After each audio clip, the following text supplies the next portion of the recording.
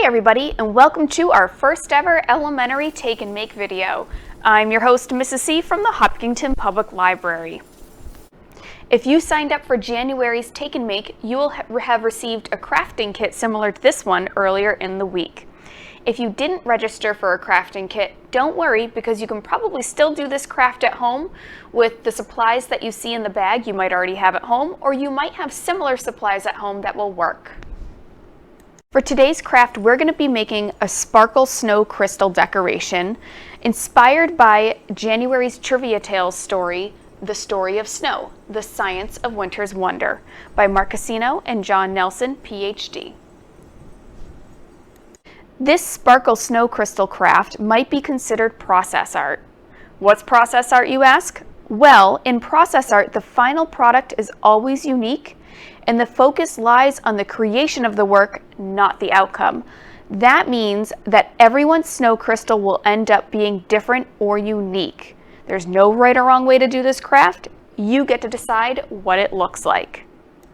All right, let's open up those crafting kits and see what we have inside. The first thing you'll see inside is a directions page similar to this one. On one side, you'll see directions for accessing this video, which, if you're watching this video, you follow those directions, good job. And you'll also see on this side that this craft is inspired by our January Trivia Tales program, in which you can watch a video where I read this book aloud to you, and then you answer 5 trivia questions in our Google form, and that will enter you into a drawing to win a prize basket similar to this one.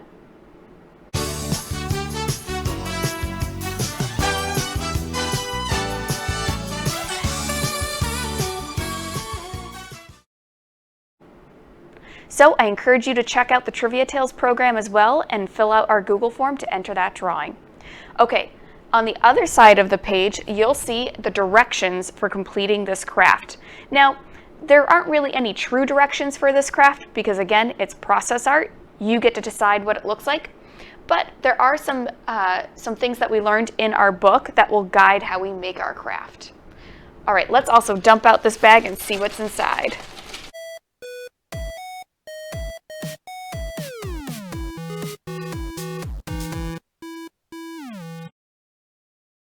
All right, as you can see, there are lots of different supplies that we've given you in this crafting bag.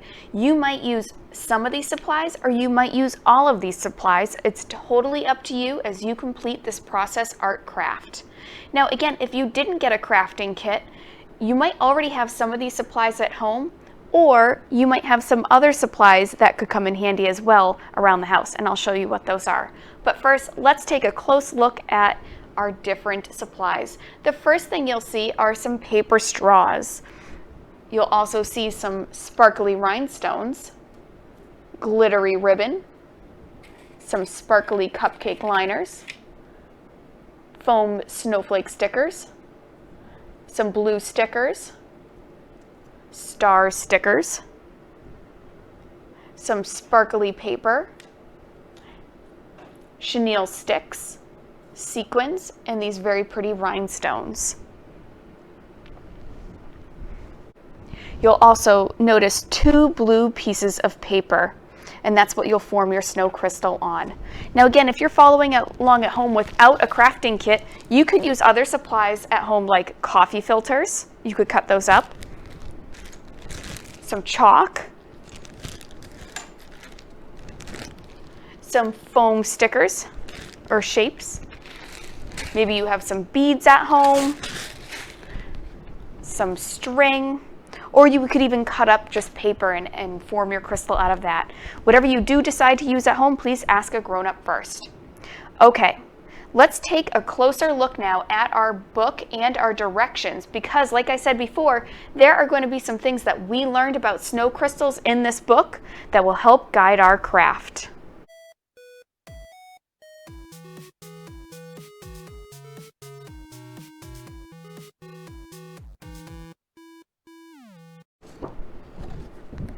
The first thing we learned in our book is that snow begins with a speck. So that means that you're going to want to put something in the middle of your paper to form your snow crystal around. We also learned that snow crystals can be stars, they can be hexagon plates like this, or they can be a column like this. So you'll probably want to decide whether you want your snow crystal to be a star or a plate. You could do a column as well, but I think a star or a plate crystal might work best for this craft. But the decision is up to you. We also learned that snow crystals, 6 is a magic number for snow crystals. So typically you'll see 6 arms coming off of a snow crystal. Now, the librarians have drawn in pencil, a very light 6-armed star there just to guide your snow crystal. If you don't want to use that, you can always just flip it over and use the other side of the paper, which is blank. But the star might help guide your crystal. We also learned that snow crystals are rarely perfect. So don't worry about making your snow crystal perfect, because snow crystals aren't. And then we also learned that no 2 snow crystals are alike. So the great thing about this activity is that everybody's snow crystals will end up looking different. And I'm going to make 2 snow crystals during this video to show you how I used the same supplies to make 2 very different snow crystals. And I bet if you have a friend doing this craft as well, they would have a completely different snow crystal as well.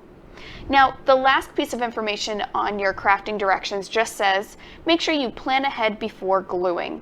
I recommend that you experiment with all the different materials you have and move them around on the paper until you have a snow crystal you like.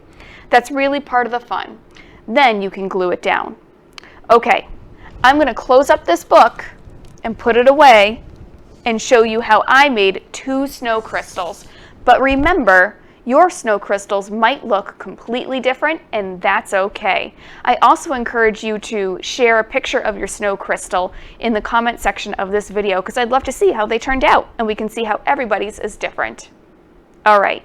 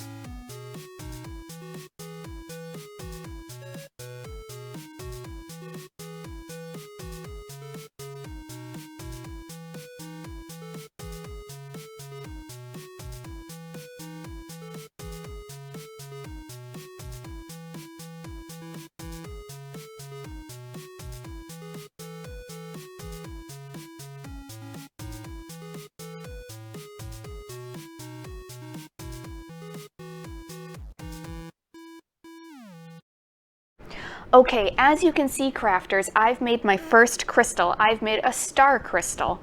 And when you were watching this video, you probably noticed that first, I didn't use everything that you see here. I didn't use the cupcake liners, I didn't use the paper, I didn't use the star stickers. And for the things that I did use, you'll notice that I actually did a lot of different things with them.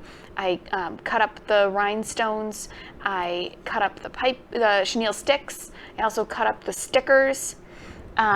And you'll notice that sometimes I put things down and then I changed my mind and I moved them. And I'm really happy with how this first one came out.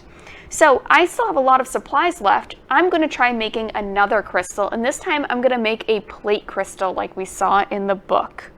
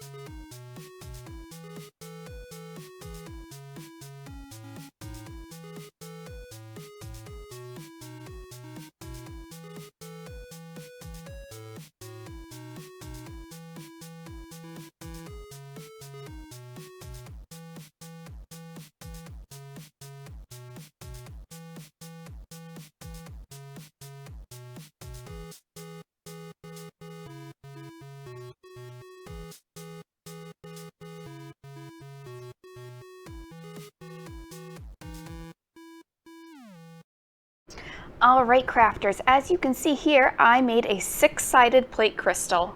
1, 2, 3, 4, 5, 6. And I still haven't used all of my supplies, and there's some supplies I didn't even use. You can see that I cut up the straws that I had, I cut up the paper, and the chenille sticks, the stickers. You'll notice that I started with the chenille sticks in the middle and the straws on the outside, and then I decided, you know what? I want to change it, so I switched it. So I really enjoyed the process of making this snow crystal and moving all the pieces around. And at the end, now I have 2 very sparkly snow crystals that can be decorations. You'll notice that the librarians have punched holes at the top of your papers, and you can put a piece of ribbon through them and hang them from a door, or hang them up somewhere to celebrate this wonderful winter that we're having. Now I just want to point out that the only thing not in your crafting kits are glue and scissors. The scissors were really handy for cutting up all the different supplies, and at the end, if you like the way your crystal turned out, you can just move something, put a little glue down, and move it back. And I would let it sit to dry overnight, and at the end of the day, you'll have a beautiful snow crystal to hang up somewhere.